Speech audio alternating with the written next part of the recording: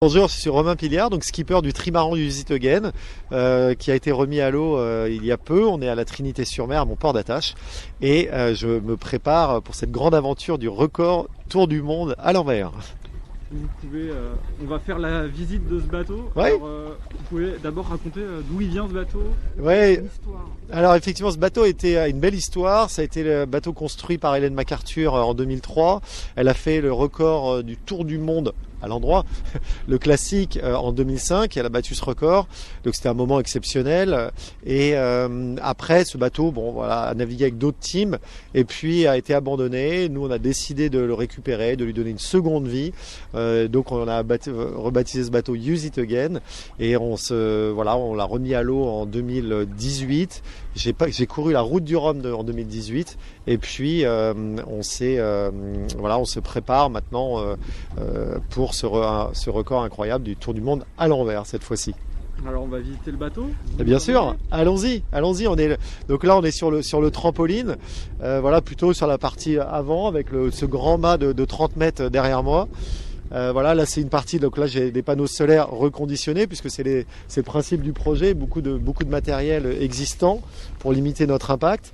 Donc là c'est une partie à l'avant où j'ai 4 voiles d'avant, donc là actuellement il y en a qu'une hissée, mais selon les conditions de vent, la force, la direction, etc. J'adapte ma voilure comme on dit. Donc là il y a une grande dérive qui descend jusqu'à 4 mètres sous l'eau. Donc ça c'est un élément important pour la performance et la stabilité du bateau. Et donc là c'est une partie sur laquelle je fais que passer, je me balle pas trop par là. Ça mouille aussi souvent par ici. Et donc là on arrive sur le cockpit. Donc il y a sur les côtés, aux extrémités, il y a le poste de bar. Il y a de chaque côté, bâbord et tribord, il y a les postes de bar où on peut se mettre là pour avoir un petit peu plus de visibilité sur devant, sur ce qui se passe. Et puis je manœuvre depuis ce qu'on appelle le cockpit. J'ai toutes les manœuvres à disposition presque ici. Voilà. Donc là, je fais joujou avec ma colonne de winch, comme on dit, et 4 winches devant, 2 derrière.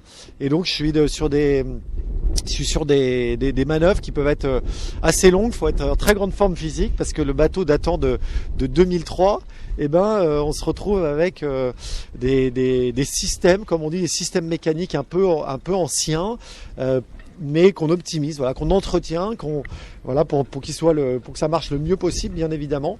Mais on a évité de remettre du matériel neuf qui aurait pu être plus facile, mais c'était pas l'objectif. C'était utiliser l'existant, l'entretenir et montrer que ça marche encore. Donc ça marche encore effectivement, mais c'est souvent assez dur physiquement. Donc vous voyez, je sélectionne les winches ici. Donc là. Pour sélectionner le winch avant tribord, j'ai plusieurs vitesses selon la difficulté, les manœuvres que j'ai à faire. J'ai vitesse 1, vitesse 2, vitesse 3 même. Et donc c'est assez pratique. Ce bateau est assez pratique parce que tout revient là. On se sent en sécurité. Parce que s'il y a quoi que ce soit, on peut s'abriter et vice versa, on peut vite sortir en ayant toutes les manœuvres à disposition. Donc cette grand voile de 180 mètres carrés qui est pliée là sur la baume et dans son taux actuellement. Et si vous voulez, on peut aller à l'intérieur pour regarder, mais vous verrez, c'est très sommaire pour un bateau de 23 mètres. Allez, c'est parti.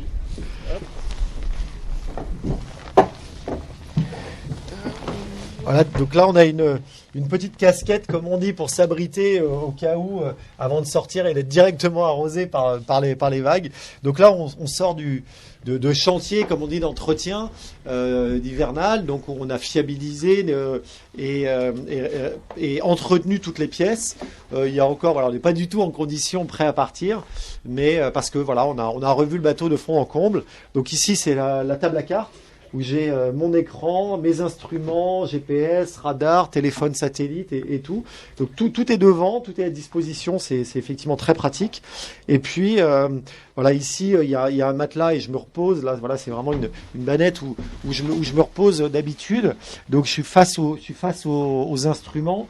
Donc c'est pratique bien évidemment pour surveiller toutes les informations. Et puis je suis en même temps très proche de la sortie s'il y avait quoi que ce soit qu'il fallait intervenir très rapidement. Là, sur cette partie-là, on a, bon voilà, qui est pas du tout installé, mais c'est effectivement la cuisine. J'aurai un réchaud et autres. Voilà, donc là, pour l'instant, c'est un peu ambiance bricolage. Voilà, des éléments de sécurité qui sont obligatoires pour les courses et c'est important. Bon, voilà, des extincteurs. Vous êtes ici, là, le moteur est en dessous, mais je ne l'allume pas en course parce qu'aujourd'hui, mon énergie, elle est entièrement verte, comme on dit, puisque j'ai une éolienne, un hydrogénérateur. Donc, c'est comme une éolienne dans l'eau, hein, avec une hélice qui tourne, qui fournit de l'énergie grâce à la vitesse du bateau et des panneaux solaires que vous avez vus. Donc, tout ça, ce sont des éléments reconditionnés. Il n'y a rien de neuf. Donc, ça, c'est une bonne chose. Et à chaque fois, je mets un point d'honneur à demander à mes fournisseurs du matériel reconditionné, puisqu'il en existe beaucoup. Donc voilà, donc là on est sur cette partie cellule de vie. Et puis devant, alors là c'est vraiment une partie rangement, qui est pas rangée, hein, désolé, mais stockage, où voilà, c'est un mix de matériel, de nourriture, etc., etc. Et il faut beaucoup de choses quand il y a quelques bouts là actuellement, le baudrier pour monter au mât quand c'est nécessaire. Et donc, il faut beaucoup de matériel quand on part sur un record comme celui-ci, sur une grande navigation au large. Il faut beaucoup de matériel de rechange. Voilà, si on casse, voilà, il faut vraiment prévoir tout ce qui peut casser, tout ce qu'on peut réparer. Et ça veut dire que ça fait beaucoup de matériel en plus quand même à emmener. C'est assez lourd, mais c'est absolument nécessaire parce que la voile, je rappelle, c'est un sport mécanique. Donc, voilà, il y a des avaries tous les jours. On le voit sur les grandes courses, sur le Vendée Globe. Chaque marin passe son temps à réparer, entretenir du matériel. Et nous, ça va être pareil. Donc, on sait qu'on aura beaucoup de boulot à ce niveau-là également. Et ce bateau, il est conçu pour la vie à deux. Ce record, il va se faire en équipage. Alors, le bateau a été conçu à l'origine pour Ellen MacArthur, qui était en solitaire. Donc, clairement, c'est un bateau quand même assez exigu, hein, dans sa conception à l'intérieur. Mais voilà, c'est très pratique quand on est en solitaire. En équipage un peu moins confort. Nous, on va être deux. Il y a déjà il y a un autre équipage qui avait fait un tour du monde dessus depuis Oman. Bon, pour un record un petit peu particulier. C'était pas tout à fait un record. D'ailleurs, c'est plutôt une grande navigation autour du monde. Ils étaient 5 à bord. Donc là, je me demande encore comment ils sont tenus à 5. Mais nous, on sera 2 à bord et je pense que ça va être très bien parce que voilà, il y a encore un compartiment derrière qui est encore plus exigu, mais voilà, qui permet aussi de stocker avec une bannette pour se reposer. Donc voilà, on va aménager ça au mieux. On vous montrera dans quelques mois à quoi ça ressemble juste avant le départ et vous verrez qu'on sera le plus confortable possible. Retrouvez tout France Bleu sur francebleu.fr.